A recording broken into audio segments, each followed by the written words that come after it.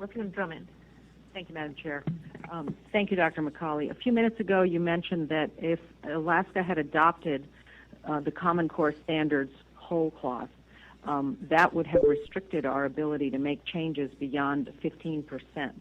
Would you say there's a percentage difference? Can you say that the standards that we adopted are, say, 65% different from the Common Core Standards? Is there a way to assess them, the changes that were made, or that the new standards that were introduced on Alaska's behalf differ from the Common Core Standards? Yeah, through the Chair, Representative Drummond.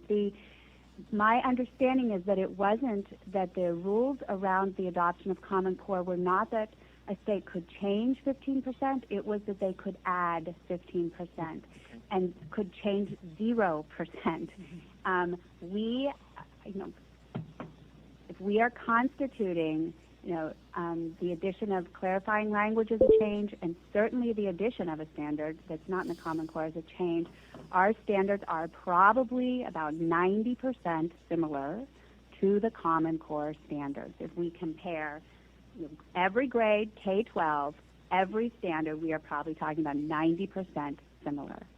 But that would not have been permitted had we adopted the Common Core. It wasn't 15% change. It was no change, addition of 15%. So even that little bit of difference, which actually wasn't a little bit to Alaskan educators, when we're talking about clarifying language on a literature standard that talks about culturally relevant reading materials, that's not a small thing to Alaskan educators.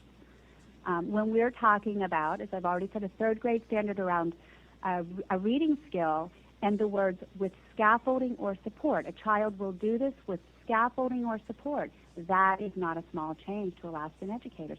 Those changes would not have been permitted. Thank you.